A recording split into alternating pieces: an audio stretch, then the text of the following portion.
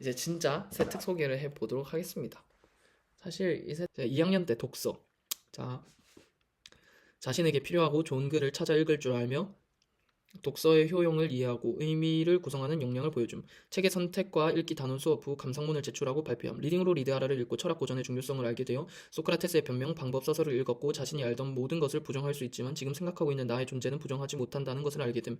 끊임없이 자신에게 질문을 던지면서 꾸준한 독서를 하겠다는 다짐을 보임. 이런 독서 이력을 동영상 공유 사이트에 올리기도 함. 자발적인 독서를 꾸준히 실천하며 즐기는 자세를 갖추게 되었고 사고의 수준의 깊이를 더하게 됨. 이를 통해 삶의 가치와 의미를 탐색하며 자질을 개발 관리하는 역량이 확인됨. 네, 어떤가요? 막 엄청 잘 쓴 느낌은 아니죠? 그냥 그냥 궁금해서 리딩으로 리드하라 읽고 철학 고전의 중요성을 알게 돼가지고 소크라테스 변명형 방법 소설 읽었구나. 근데 별 내용은 없는데 그 좀 중요하다는 느낌은 책을 읽고 고전을 직접 찾아 읽었다는 거? 저는 이게 되게 중요한 것 같아요. 그냥 뭔가 내용은 없어요. 그냥 소크라테스 변명을 읽고 어떤 질문을 던졌고 그걸 찾기 위해 뭘 했고 방법 소설을 읽고 그걸 친구들에게 알리기 위해 어떤 활동을 했고 또 방법 소설을 에 대한 어떤 생각을 가졌고 이런 내용은 1도 없어요. 근데 그냥 고전을 찾아 읽었다는 거 저는 이게 되게 큰 메리트라 생각합니다. 물론 제가 교수가 아니라서 이거 함부로 못 말하거든요. 그냥 참고만 해주십시오. 그런데 2학년 때는 이 정도였는데 3학년 때는 되게 뭔가 발전을 했어요. 한번 읽어드리겠습니다. 같은 국어에서 쓴 건데 3학년 때 거를 읽어드릴게요. 연계된 활동으로 여기부터 시작이죠. 네. 시각장애인임에도 춤을 배우려는 마리에게 강사의 아름다움을 볼 수 없는 장애인이 왜 춤을 배우려고 하지? 라고 던지는 의문에 아름다움이 눈에 보이는 것인가? 아름다움이란 무엇인가? 라는 철학적 질문을 던지는 사색적 글쓰기를 함. 장자의 모장과 여희의 일화, 플라톤의 이데아론을 논리적 근거로 삼아 아름다움은 눈에 보이는 현실 세계가 아닌 눈에 보이지 않는 이데아의 세계에 있으며 아름다움의 원형이고 기준이 된다고 함. 절대자 신의 성질에 가까울수록 아름답다 할 수 있으니 신의 성질인 사랑, 즉 아름다움은 내면적 사랑의 표출이라는 결론을 이끌어냄. 책에서 철학적 질문을 생성하고 생각을 확대하고 재해석하여 의미를 부여하는 독해력과 창의력이 돋보임. 네, 이거는 어떻게 시작됐고 어떤 질문에서 이 탐구가 진행됐으면 탐구 과정이 어떤지 자세하게 나와 있죠. 또 그 결과로 이런 글쓰기를 하고 뭔가 결론, 나만의 아름다움은 내면적 사랑의 표출이라는 결론. 이게 좀 형편없을지 몰라도 어쨌든 어떻게든 자기만의 답을 내놓으려고 노력했다는 점. 저는 이게 좋은 것 같습니다. 제가 화학의 양자역학 책을 읽고 보고서를 썼는데 한 줄밖에 안 들어가서 굉장히 빡쳤고요. 그렇기 때문에 선생님과 소통을 잘 해야 됩니다. 선생님과 소통을 안 하면 나는 이따만큼 노력해서 막 엄청 거대한 걸작이 나올 것 같은데 쌤은 그걸 못 알아봐주고 요만큼만 써요. 그러니까 쌤한테 계속 소통을 하면서 선생님 나는 이런 부분이 제발 들어갔으면 좋겠고요. 이렇게 노력을 했습니다를 계속 꾸준히 보여줘야 되고 쌤이랑 얘기도 많이 나눠야 되고 중요한 부분은 보고서에 형광펜을 친다거나 아니면 쌤한테 말을 해서 이 부분은 꼭 넣어주십시오 이렇게 정중히 부탁을 드리면 대부분의 선생님들은 해주십니다. 안 해주면 킹쩔 수 없고요. 수고하십시오. 저도 안 해주는 쌤들이 있었습니다. 네, 읽어보도록 하죠. 수투 세특입니다. 깊이 있는 사고, 통합적인 사고에 특화된 학생으로 늘 그러한 생각을 달고 삼. 이게 별로 안 중요해요. 이런 문장은. 이거를 구체적으로 어떻게 했다는 거지? 를 이제 그 밑에 문단에서 계속 보여준다면 의미 있는 문장이 됩니다. 하지만 그 밑에 근거가 없다면 이런 문장은 필요가 없는 문장이에요.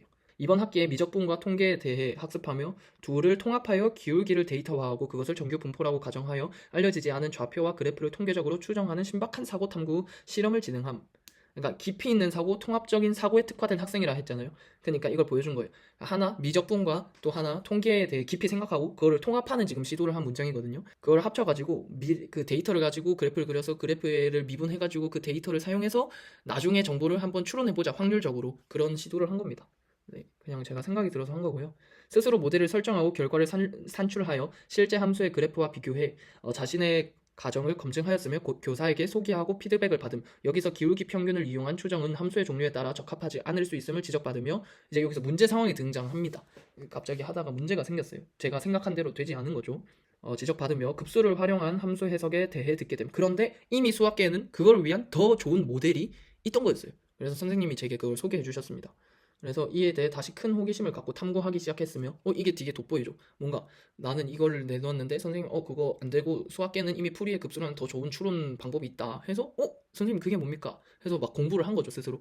테일러 급수와 풀이의 급수에 대해 나름의 방법으로 학습하고 제법 많은 부분을 이해하며 설명하는 모습을 보임. 특히 초월 함수와 같이 복잡한 함수들을 당함수와 사칙 연산으로 표현하는 것을 외국어를 한국어로 해석하는 것과 비슷하다는 비유를 하여 그 이해도가 높다는 것을 알 수 있었음 뿐만 아니라 극한에 대해 철학적인 사고를 하고 관련된 대화를 많이 하였는데 개인적으로 굉장히 흥미롭고 재미있는 시간이었기에 철학적인 사고력도 높이 평가함.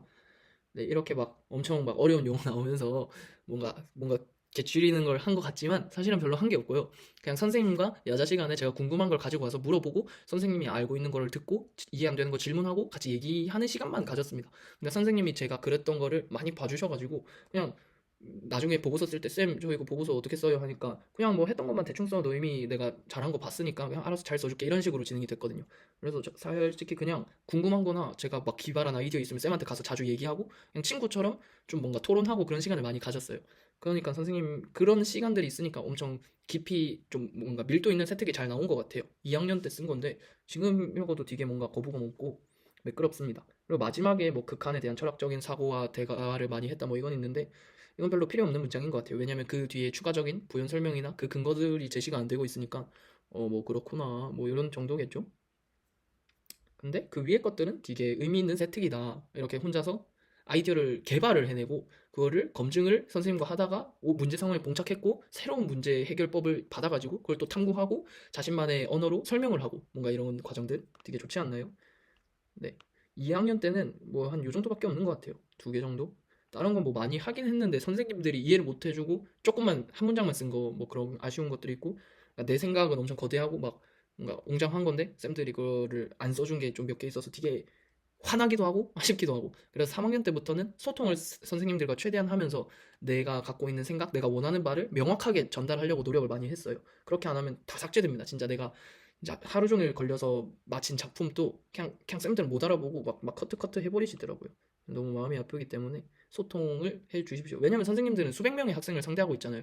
그러니까 뭐가 중요한지, 뭐 그런 문장이 있었는지 기억이 안 나요. 우리는 그 한 문장이 엄청 크지만 선생님은 300명이나 있다고요. 그러니까 그 생각할 시간이 없단 말이에요. 세특도 그냥 거의 복사 붙여넣기 이렇게 하고 계신데 뭐 다 쓰고 계시긴 하지만 그래서 최대한 살려서 최대한 열심히 하는 모습을 계속 보여줘야 쟤는 좀 열심히 써줘야겠다 이런 마음이 드십니다.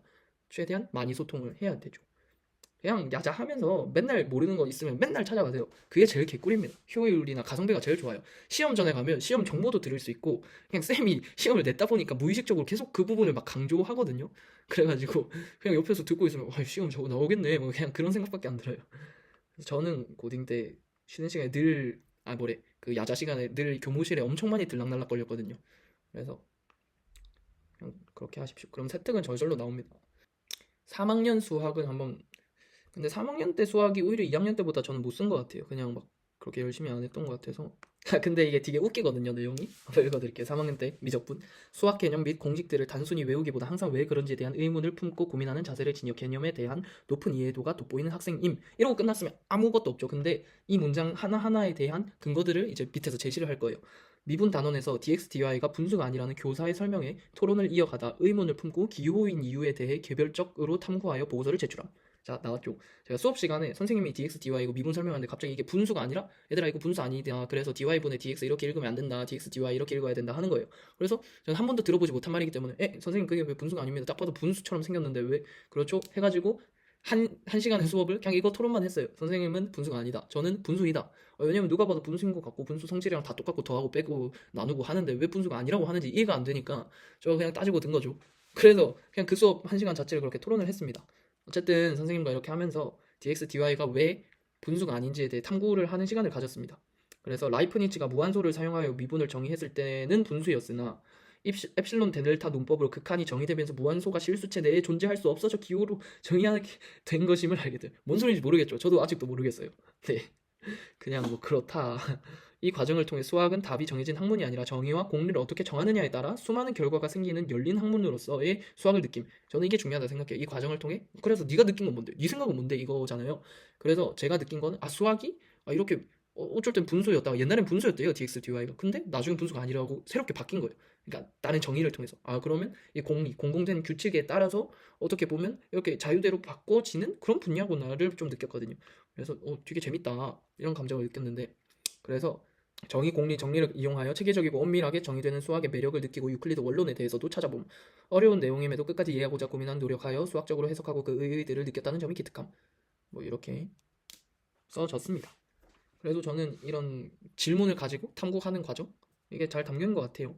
고2 때까지는 좀 그게 잘 안 담겼는데 물론 수학에서는 잘 담겼긴 한데 다른 여타 과목들에서는 좀 깡그리 무시당하는 느낌이 있었는데 고3 때부터는 어쩐지 뭔가 잘 됐어요. 그러니까 고2 때 한번 깡그리 무시당해 보니까 이게 너무 싫으니까 선생님 제발 이 부분 넣어주셔야 됩니다 하면서 500장을 제가 다 요약을 해갔어요. 선생님 너무 힘드시면 그냥 이대로 복사 붙여넣기 해줘도 돼요.